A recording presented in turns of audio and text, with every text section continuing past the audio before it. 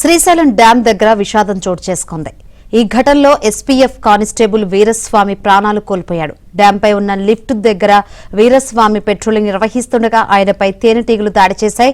ఆయనకు తీవ్ర గాయాలు కావడంతో తోటి సిబ్బంది వెంటనే ఆసుపత్రికి తరలించారు. అప్పటికే వీరస్వామి ప్రాణాలు కోల్పోయాడు.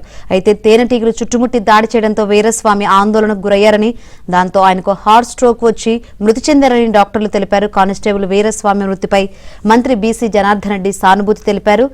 ఆయన కుటుంబానికి కూటమి ప్రభుత్వం అండగా ఉంటుందని భరోసా ఇచ్చారు.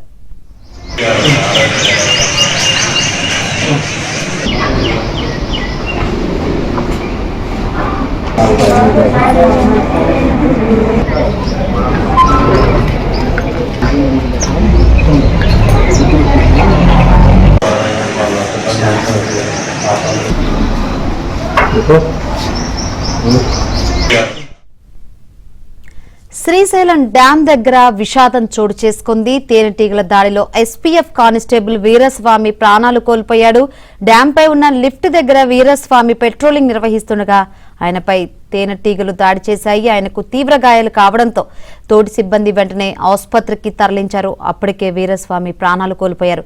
అయితే తేనెటీగలు చుట్టుముట్టి దాడి చేయడంతో వీరస్వామి ఆందోళనకు గురయ్యి దాంతో ఆయనకు హార్ట్ స్ట్రోక్ వచ్చి మృతి చెందారని డాక్టర్స్ తెలిపారు. కానిస్టేబుల్ వీరస్వామి మృతిపై మంత్రి బీసీ జనార్దన్ రెడ్డి సానుభూతి తెలిపారు. ఆయన కుటుంబానికి కూటమి ప్రభుత్వం అండగా ఉంటుందని భరోసా ఇచ్చారు.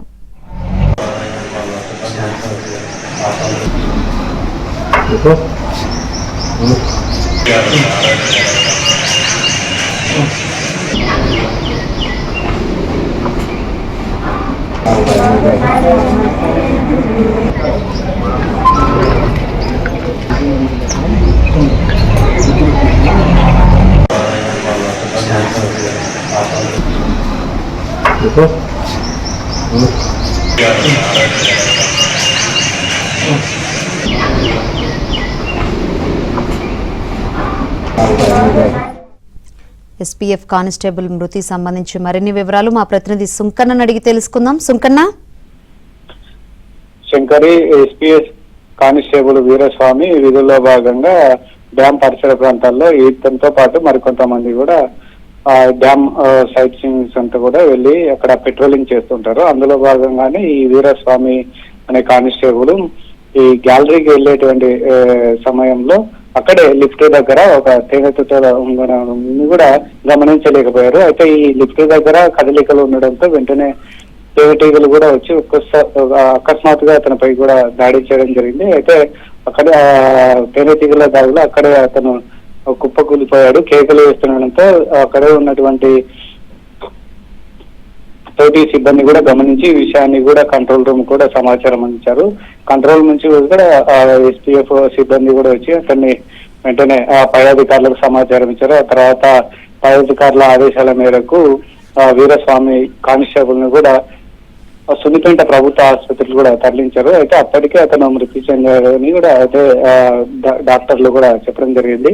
ఇక్కడికి వెళ్ళిన ఆసుపత్రికి వెళ్ళిన తర్వాత కొంత టెస్టులు కూడా అతన్ని కూడా పరీక్షించారు వైద్యులు. పరీక్షించిన తర్వాత ఇప్పటికే చనిపోవడం జరిగింది. కాబట్టి ఏం చేయలేనటువంటి పరిస్థితి. ముఖ్యంగా ఈ తేనెటీగలు దాడి చేసినప్పుడు అతను భయాందోళనకు గురై గుండెపోటుతో మృతి చెందారని కూడా వైద్యులు చెప్పడంతో ఒక్కసారిగా ఆ హాస్పిటల్కి వెళ్ళినటువంటి పోలీస్ సిబ్బంది కూడా ఏదైతే దిగ్భ్రాంతికి గురైనటువంటి పరిస్థితి. ఈ ఘటనపైన కూడా డ్యామ్ అధికారులు అయితేనేమి అదేవిధంగా పోలీసు సిబ్బంది అధికారులు కూడా సంతాపం వ్యక్తం చేశారు. మరోవైపు మంత్రి బీసీ జనార్దన్ కూడా ఈ ఘటనపై తీవ్రంగా ఈ ఘటనను తీవ్రంగా కలిసివేసిందని కూడా ఆవేదన వ్యక్తం చేశారు.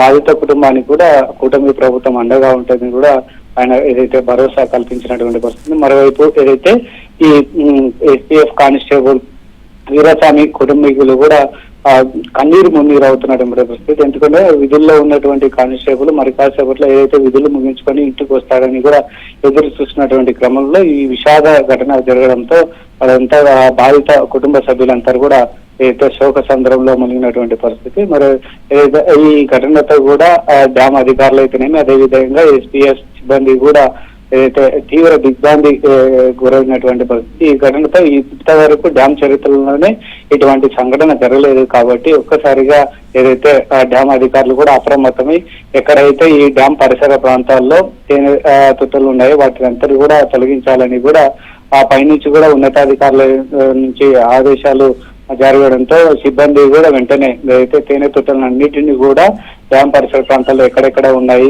గేట్ల దగ్గర, అదే విధంగా ఆ చుట్టుపక్కల ఎక్కడ ఉన్నాయో వాటి కూడా ఐడెంటిఫై చేసి ఇమీడియట్ గా వాటిని తొలగించేందుకు కూడా చర్యలు చేపట్టడం జరిగింది. శంకర్.